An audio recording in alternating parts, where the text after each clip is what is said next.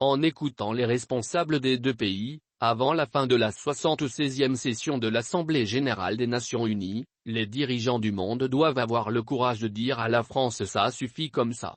Car, de 1960, date des indépendances de la majorité des États africains à la date d'aujourd'hui, vous avez été et vous demeurez toujours l'artisan principal des coups d'État, des guerres de sécession et des complots de déstabilisation des États africains.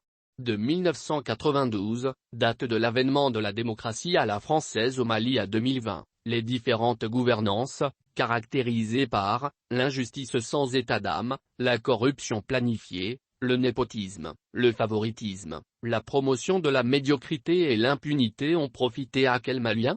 Si ce n'est les cadres malhonnêtes des services de l'État, les réseaux mafieux et les traîtres maliens.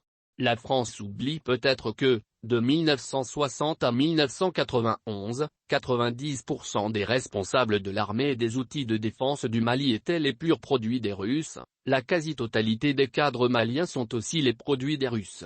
La chute de feu Kadhafi en 2011, paix à son âme, entraînant du coup la déstabilisation du Mali en 2012 aux côtés d'autres pays du Sahel, n'est-elle pas très édifiante pour que les Maliens comprennent le complot tramé contre leur pays?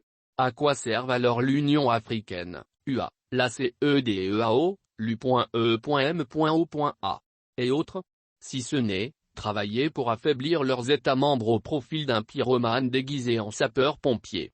Les pères fondateurs de ces différentes organisations sont sûrement en train de pleurer dans leur tombe. Tout le monde vient de constater la mobilisation et le soutien de l'Union européenne dans l'affaire dite sous-marin qui oppose les États-Unis et l'Australie à la France. Dignes filles et fils du Mali, gardons les pieds sur terre, la tête sur les épaules.